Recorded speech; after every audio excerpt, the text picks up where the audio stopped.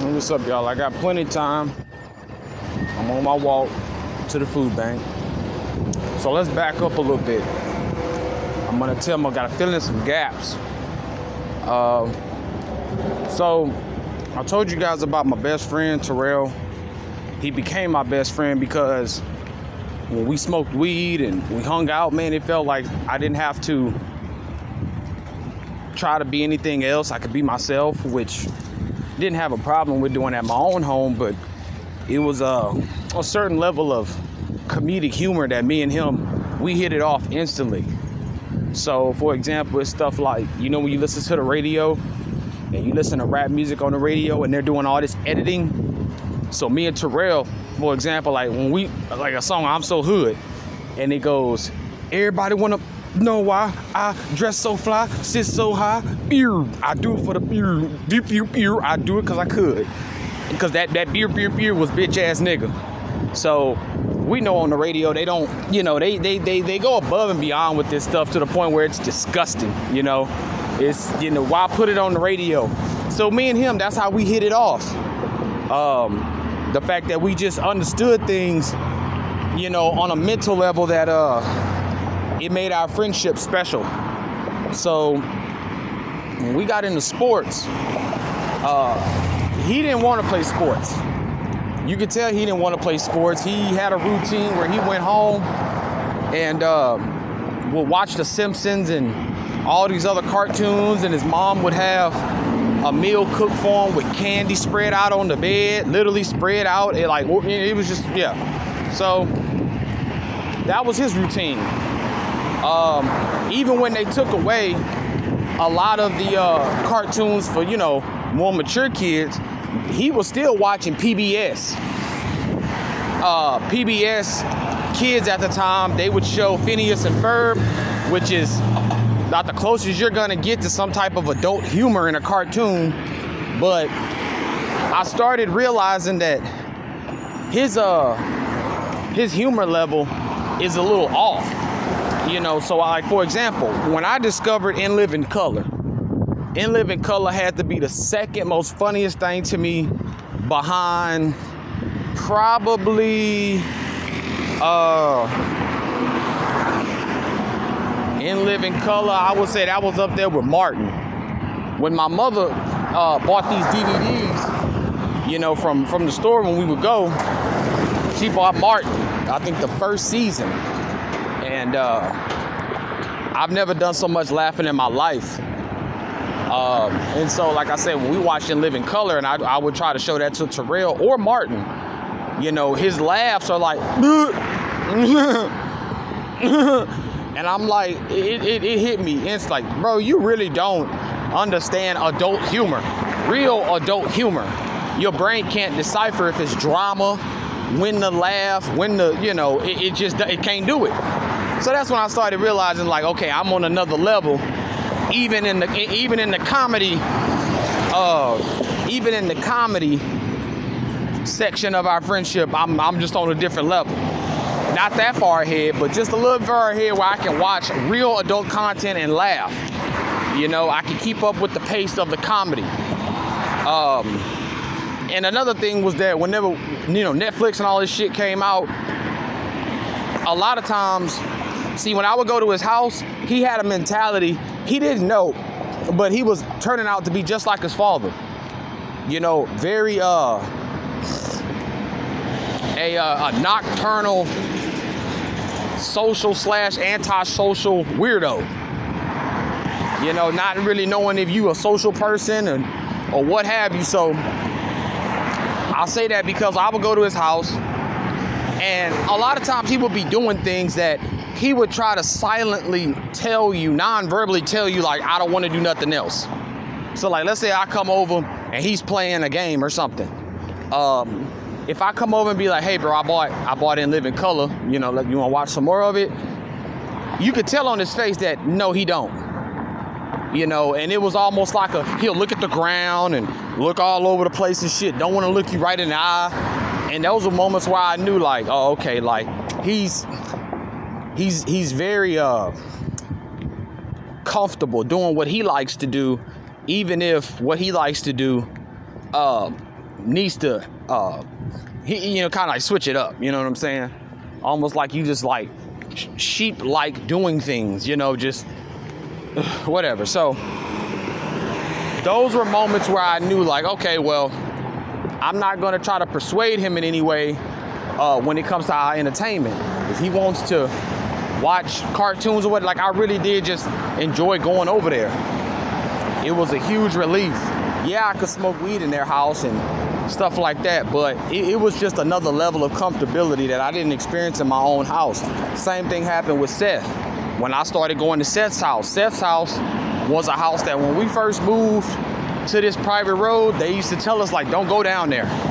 The guy that lived back there that eventually ended up marrying Seth's mother, which is a small world, he was a crackhead, full-fledged crackhead. So for years, we just looked at that house all the way in the back of the field and didn't pay it no mind. Until, like I said, I ended up becoming friends with Seth and found out that it ain't, yeah, it's a crackhead living here, but, his mom also lives here. And, one of the moments that was really life-changing or course-changing for our friendship was the fact that our coach, we had a new head coach, Barry Minter. He played for the Chicago Bears and came to coach at my school. I told y'all, small world. And one of the things that he implemented was you will be clean-shaven. Tuck in your shirt and clean-shaven. So knowing where I come from, I'm not going to go against that. You know what I'm saying? Like my dad, I told y'all, he raised us in a way that everything was kind of black and white. You do it or you don't. When you find yourself in some trouble, was it something that you did? Could you have prevented that? So in that case, especially with hair, man, my dad taught us how to start cutting our hair at like 14, 15 years old because he had me, Xavier, and Devin. And then Jeremiah. Jeremiah had braids for the longest, but when he got a haircut, Dad had to start cutting his hair too. So Dad was like, look, man, I'm gonna teach y'all a skill that y'all can take with y'all for the rest of y'all life. Not so much Devin, because Devin, he went bald like his dad. He just started shaving off all his hair and then he grew it out. And so Devin wasn't really, I told you, Devin wasn't a child you had to worry about. His dad from a distance made sure he was in check. But for me and my older brother, my dad passed down clippers and razor blades, the very things that he used to cut his hair. And man, we used them damn clippers, I think, for like 10 years, man. It had to be at least a good solid 10 years I had them clippers and my dad's razor kit and all this other stuff. But he had to teach us like, bro, it's just hair. Outside of the fact that you can save yourself $15, it's just hair.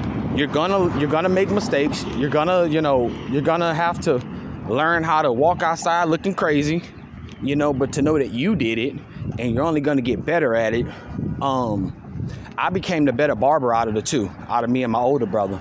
My older brother was he has too much of a personality of a diva, where I remember one time I cut his hair. He didn't want me again. It's like, this is another implication of like, why me? Where everybody was like, man, Xavier gonna cut my hair. Xavier gonna cut my hair. When people seen that my bald fades were on point.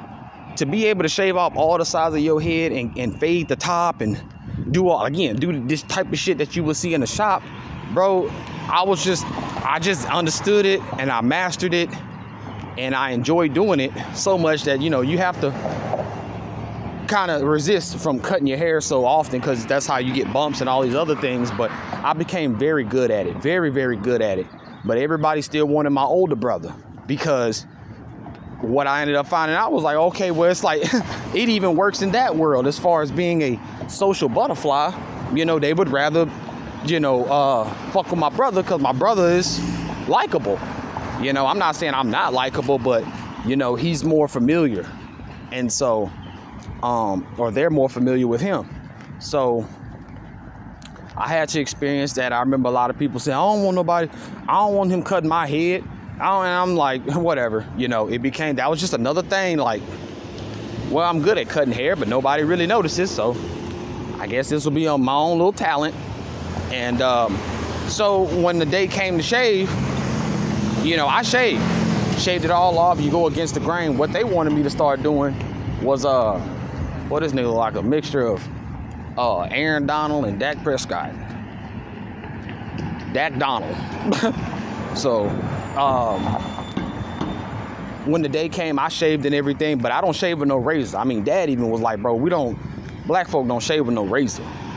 So I shaved with the clippers, no guard on, against the grain, to make sure it's all off. And got to school the next day, and my coach was right there by the door watching us all walk in. And he pulled me to the side, and he pulled Terrell to the side. When I got on the bus, Terrell was already headed down the path where he was doing so many wild things with his hair. Terrell was the guy that didn't understand when people were laughing at him. He would walk on the bus, and he bought a John Cena spinner necklace. Y'all remember the John Cena spinner necklace, the chain gang necklace? He actually bought that with money that he earned by cutting the grass and doing yard work. Of course, when I saw that, I was like, what the fuck, dude? Like you want jewelry that bad where you willing to look like a goddamn fool? Like, you know it's fake, it's turning colors.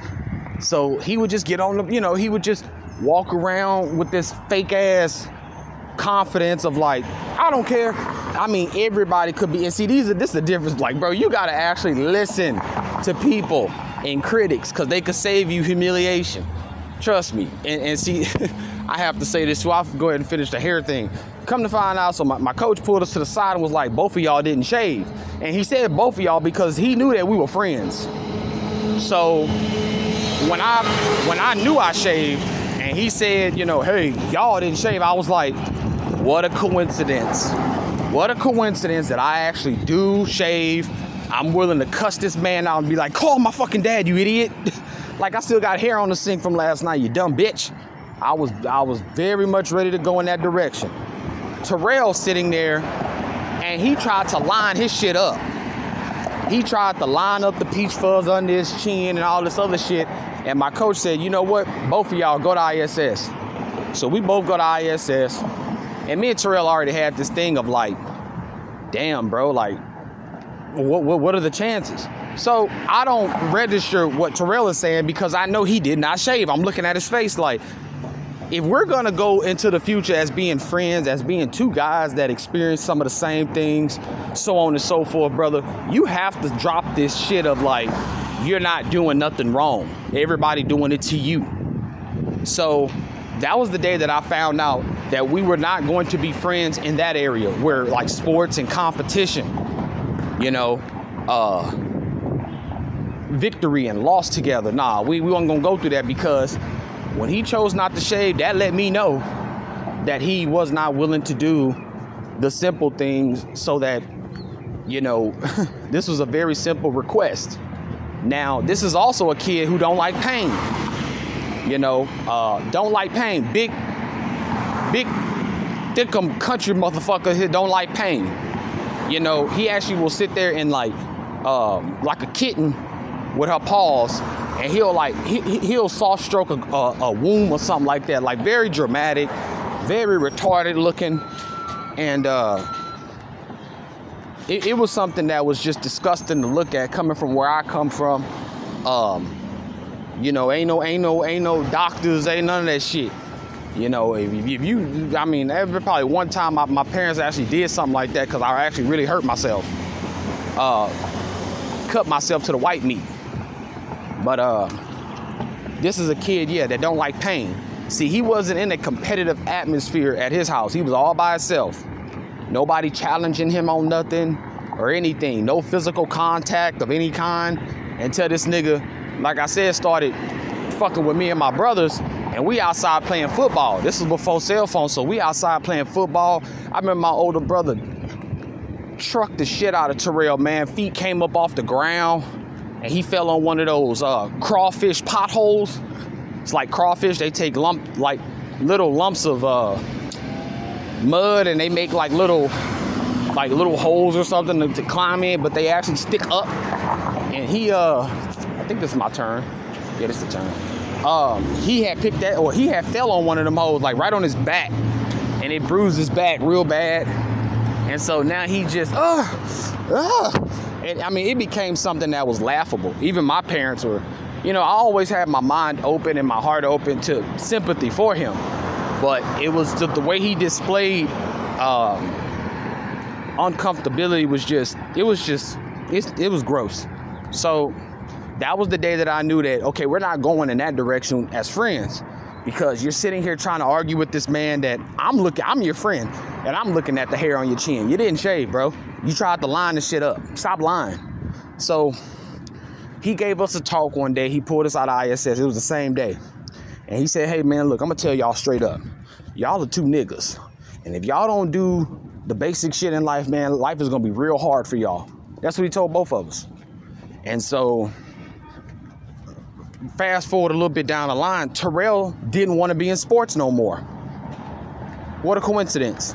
You don't want to be in sports anymore because this dude is holding everybody accountable for everything. So he wants to continue to just go home, eat his noodles, eat his hot sauce drenched chicken or whatever the fuck whatever he's eating. His mother was a great cook, by the way. Great cook, man. She made one of the best breakfasts I've ever had in my life. But R.I.P. Miss Deborah. But this nigga, man, that's what he wanted to do. He wanted to continue to go home, and you know, it was funny how, because he had no creative, he wasn't very creative. So one of the things that he would do was he'll try to tell you he created something on a game, and then try to say, do you like it? Well, nigga, it's the exact replica of what, you know, he did the same thing with drawing. He never was the type of artist to draw something off the top of his head. Instead, he'll look at a picture or a comic book and see if he could duplicate what he's looking at. And then say, you know, have people all around the school, oh man, you an artist. Now, there is a talent there, you know, where you're able to get the lines and the curvature and all these different things down to, down